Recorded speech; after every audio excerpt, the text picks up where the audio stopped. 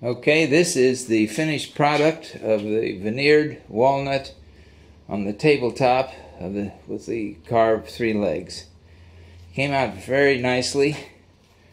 You can see the drawing of the figured walnut, and whatever angle you are to the tabletop around this circular table, it changes densities because of the way the wood is. So just thought I'd show that to you.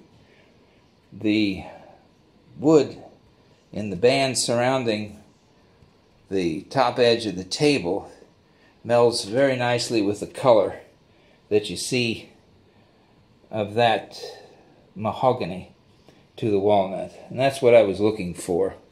The client trusted me to find something that was complementary, and rather than go with a solid darker walnut, I went with this, which has highlights and midtones and a few shadow areas. Thanks for watching.